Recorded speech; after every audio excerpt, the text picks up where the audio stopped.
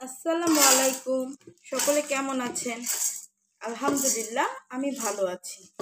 ঈদের সময় তো তেমন কিছু রান্না করা হয়নি, তাই আজকে ভাবলাম ডালে চালে খিচুড়ি করি একটু গরুর মাংস দিয়ে। প্রথমে ভাতের চাল আর ডালটা আমি ভিজিয়ে রেখেছিলাম 20 মিনিট। এরপরে এতে দিয়ে দিচ্ছি আমি কিছু তেজপাতা, দিয়ে দিচ্ছি অল্প করে গরম মশলা। এখন দিয়ে দিব এতে কাঁচামরিচ, পেঁয়াজ আর আদা কুচানো। খিচুড়িতে এই আদা কুচিটা আমার খেতে খুব ভাল লাগে, তাই আমি এতে আদা কুচি দিলাম। দিয়ে দিচ্ছি অল্প করে আদা রসুনের বাটা, যেহেতু এখানে আমি কুচানো আদা ব্যবহার করেছি। আর দিয়ে দিচ্ছি কিছু গোটা রসুন। কুরবানি ঈদের সময় প্রচুর পরিমাণের মাংস খাওয়া হয়, সে সময় আমাদের খেয়াল রাখা উচিত যে আমরা রসুনটা ঠিকমতো খাচ্ছি কিনা। কথা বলতে বলতে দিয়ে দিলাম হলুদের গুঁড়া, দিয়ে দিচ্ছি মরিচের গুঁড়া।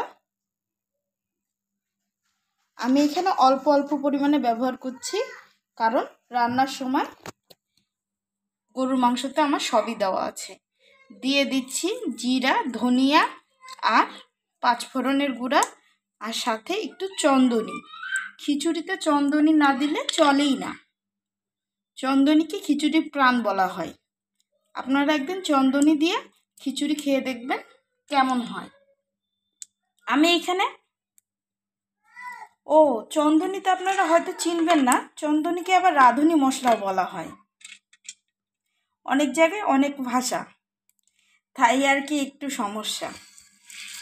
আমি এখানে একটু মাখিয়ে নিচ্ছি। আর এই ফাঁকে বলে রাখি আপনাদেরকে যে অনেকেই অনেকভাবে খিচুড়ি রান্না করে, তবে রাইস কুকারের এই খিচুড়িটা অনেক চমৎকার হয়।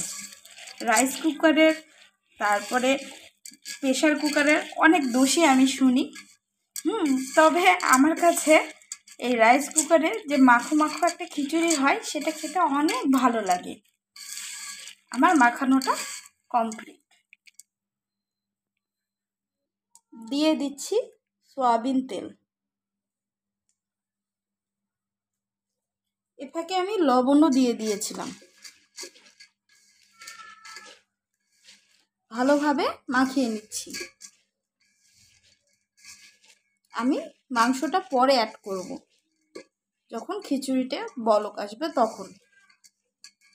রাইস কুকারে আপনারা খিচুড়ি খান কিনা জানি না, তবে একদিন আমার মতো করে রান্না করে খেয়ে দেখবেন, খুবই মজার হয়।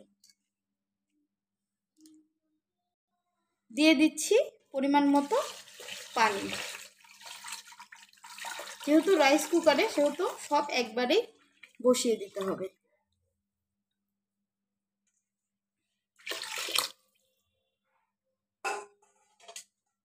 এখন অল্প করে পানি দিলাম, পরে দেখা যাক যদি লাগে। ফিরে আসছি বলক আসার পরে। দেখুন খিচুড়িটা আমার অর্ধেক সেদ্ধ হয়ে গিয়েছে। এখন এতে আমি দিয়ে দিব রান্না করে রাখা মাংসগুলো। মাংসগুলো একটু জমে গিয়েছে, যেহেতু আমি আগেই রান্না করে রেখেছিলাম। আমি বেশি করে মাংস দিচ্ছি।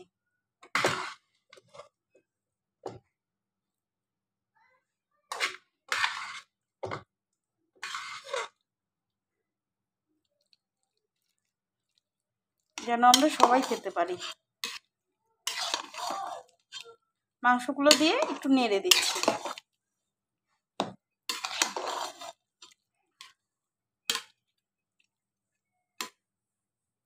ব্যাস, এখন আমি আবার চুলায় বসিয়ে দেব। দেখুন বন্ধুরা, আমার খিচুড়িটা হয়ে গিয়েছে।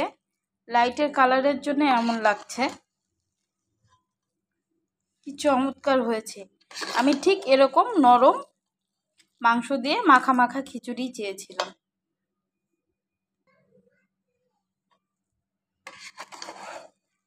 আপনারা বাসায় সবাই এভাবে রান্না করে দেখবেন, কেমন হয় জানাবেন। রাইস কুকারে এই খিচুড়িটা খেতে খুবই চমৎকার হয়। আমি আবারও বলছি, যদি রান্না করেন তবে রাইস কুকারেই করবেন। আমার ওপর বিশ্বাস রেখে একবার রান্না করেই দেখতে পারেন কেমনটা হয়। আল্লাহ হাফেজ সবাইকে, আর খিচুড়ির দাওয়াত রইল। সবাই আমার চ্যানেলটা সাবস্ক্রাইব করে দিবেন, লাইক করবেন, কমেন্ট করবেন, শেয়ার করবেন। আল্লাহ হাফেজ, সবাই ভালো থাকবেন।